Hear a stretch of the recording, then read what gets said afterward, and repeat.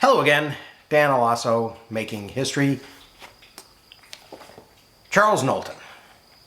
So this time in chapter 22, we're going to look at his first meeting with Robert Dale Owen. And this is a chapter called Moral Physiology, which is named after Robert Dale Owen's book on moral physiology. And I begin, of course, with Knowlton's own words. Knowlton says, "Let us say that the youth who thus sacrifices the present for the future chooses wisely between the two evils, profligacy and asceticism. This is true. But let us not imagine the lesser evil to be a good. It is not good for man to be alone. It is for no man or woman's happiness or benefit. It is a violence done to the feelings and an injury to the character." So now my story. In 1830, Charles Knowlton's friend, Robert Dale Owen, published a short book called Moral Physiology. Owen was the son of Robert Owen, a Welsh textile mill owner who had become a social reformer. After using a lot of his personal wealth to improve working conditions for his employees in Britain, Owen moved to America to start a cooperative community at New Harmony, Indiana. Robert Dale had moved from New Harmony to New York to work with Francis Wright on the Free Enquirer, not long before meeting Charles. Robert Dale Owen was a lifelong advocate of free thought and workers' rights. Owen and his father have been called utopians and socialists. These are labels they would have been happy to apply to themselves, but not in exactly the sense many Americans now understand the terms. Since the Owens' day, the word socialism has become even more politically charged than it was then, while the goals of many socialists have remained the same: equality, friendship, peace, and cooperation. These were Robert and Robert Dale Owen's goals when they helped invent the cooperative movement. When he met Charles, Robert Dale was working on a problem that has worried many freethinkers throughout history, euphemistically called the population question. The changes brought by the Industrial Revolution had focused the attention of economists and social philosophers, not only on the unequal distribution of wealth, but also on urban growth and the problem of feeding everyone. As nations industrialized, farmers left the land and became wage workers in cities. Industry benefited, but families earned less and less as urban overpopulation pushed down wages. Factory workers, packed into the new industrial cities, were at the mercy of economic cycles they couldn't understand or control, as decades of British famines and bread riots during the early years of industrialization showed. A few years before Charles Knowlton's and Robert Dale Owen's births, at the turn of the 19th century, an Anglican priest named Thomas Robert Malthus published an essay on the principle of population. Malthus's essay became instantly famous on both sides of the Atlantic. It was read with alarm by President Thomas Jefferson, who immediately wrote his economic advisor to ask what could be done. The essay went through 6 editions in the early 19th century, with one coming out in 1826, just before Charles and Robert Dale met.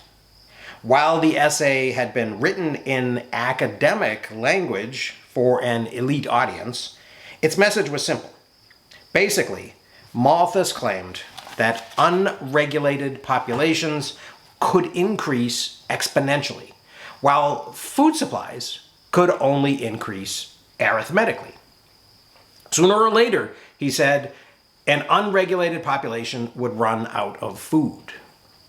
The important word in Malthus's theory, of course, was unregulated. Throughout history, wars, plagues, and famines had always regulated human populations.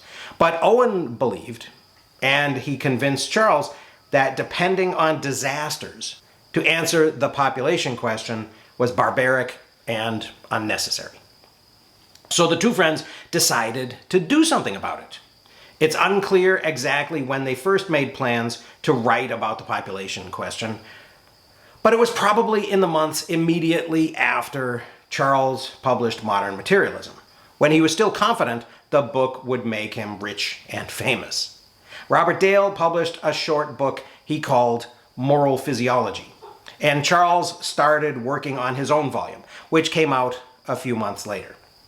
Owen knew, he said in his preface, that moral physiology would subject me to abuse from the self-righteous, to misrepresentation from the hypocritical, and to reproach even from the honestly prejudiced.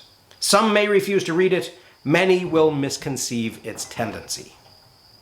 Robert Dale's argument was that people, especially poor people, had the right and responsibility to limit the size of their families to levels they could afford. Other than disaster, the only solution that Reverend Malthus had been able to suggest to the population question was a vague concept he called moral restraint. Owen objected as much to Malthus's second solution as he had to his first. It was ridiculous to expect everyone to abstain from sex, Owen said. Worse, quote, celibacy is a mortification of the affections, a violence done to social feelings, sometimes a sacrifice even to health. In Britain, many young men who delayed marriage for financial reasons resorted to prostitutes, which shifted the burden of unwanted children to an even more vulnerable class of people, created a criminal underground, and spread venereal disease. But there were ways, Owen claimed, for couples to marry, satisfy their sexual needs, and prevent unwanted pregnancies. Owen's favorite method of birth control, withdrawal, is now known to be relatively ineffective, although that doesn't prevent a lot of people from still depending on it. Owen also discussed contraceptive sponges, which he said were first mentioned by a British freethinker named Richard Carlile in Every Woman's Book. Finally, Owen discussed condoms, which he said were over a century old and very popular in France. Although a few British radicals like Carlyle had begun advocating for birth control in pamphlets and newspapers written for regular people, the population question was still mostly debated by elite philanthropists using academic language and vague euphemisms only they could decode. The chief difference between this little treatise, Owen said, and the allusions made by the distinguished authors is that what public opinion would only permit them to insinuate, I venture to say plainly. Since he completed his book several months before Charles, Robert Dale Owen should be remembered as the first author to plainly advocate birth control in the United States. Some historians have quibbled that Owen was British and have tried to give Knowlton credit as the first American author. This isn't an argument the two friends would have had, since they continued to work closely on the project for many years. Robert Dale Owen was a groundbreaker, but he knew he was not an expert on the physiology of preventing pregnancy. He asked his friend Charles to consider the issue as a doctor and develop a method that could be, quote, proved effectual by experience. Owen was looking for effective medical birth control, something concrete that could help families control conception. Charles focused on the question, and when he found an answer, Robert Dale added it to Moral Physiology. So that's the end of chapter 22.